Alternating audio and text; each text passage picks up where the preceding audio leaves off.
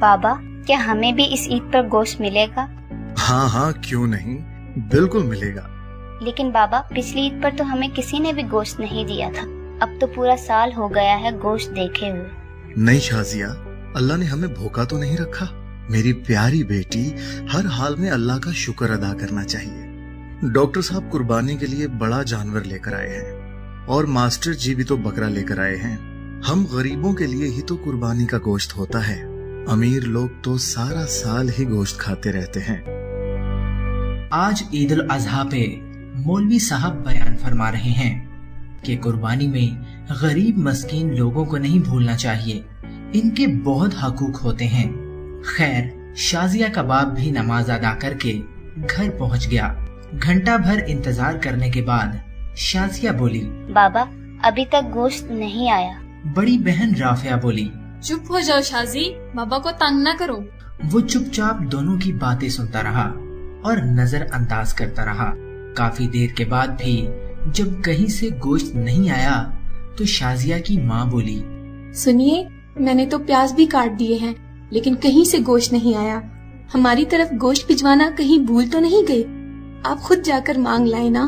شازیہ کی ماں، تمہیں تو پتا ہے کہ آج تک ہم نے کسی سے نہیں مانگا، اللہ کوئی نہ کوئی سبب پیدا کر دے گا۔ دوپہر گزرنے کے بعد شازیہ کے اصرار پر پہلے ڈاکٹر صاحب کے گھر گئے اور بولے، ڈاکٹر صاحب، میں آپ کا پڑوسی ہوں، کیا قربانی کا گوشت مل سکتا ہے؟ یہ سننا تھا کہ ڈاکٹر صاحب کا رنگ لال پیلا ہونے لگا اور حقارت سے بولے، پتہ نہیں کہاں کہاں سے آ جاتے ہیں گوشت مانگنے، اور تڑاخ سے دروازہ بند کر دیا۔ توہین کے احساس سے اس کی آنکھوں میں آنسو آ گئے اور بوجھل قدموں سے چل پڑا۔ راستے میں ماسٹر جی کے گھر کی طرف قدم اٹھے اور وہاں بھی وہی دستے سوال۔ ماسٹر جی نے گوشت کا سن کر عجیب سی نظروں سے دیکھا اور چلے گئے۔ تھوڑی دیر بعد باہر آئے تو شاپر دے کر جلدی سے اندر چلے گئے، جیسے اس نے گوشت مانگ کر گناہ کر دیا ہو۔ گھر پہنچ کر دیکھا تو صرف ہڈیاں اور چربی۔ خاموشی سے اٹھ کر کمرے میں چلے گئے اور خاموشی سے رونے لگ گئے۔ بیوی پاس آئی اور بولی، کوئی بات نہیں، آپ غمگین نہ ہو، میں چٹنی بنا لیتی ہوں۔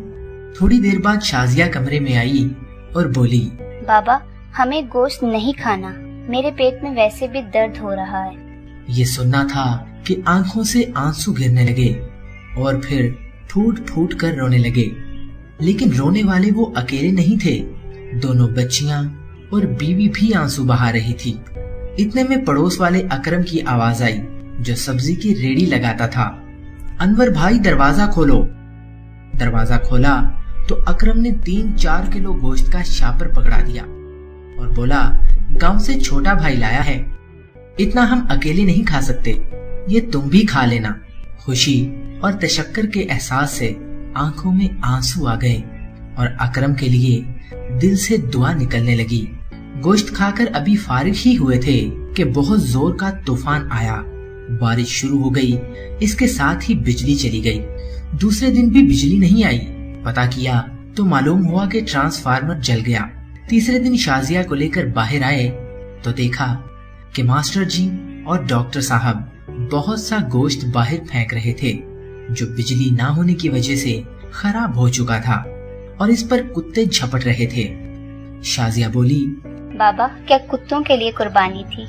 وہ شازیہ کا چہرہ دیکھتے رہ گئے۔ ماسٹر جی اور ڈاکٹر صاحب نے یہ سن کر گردن جھکا لی۔ خوددارا اپنے آس پاس خوددار، غریب اور مسکین لوگوں کا خیال رکھا کریں۔ شکریہ۔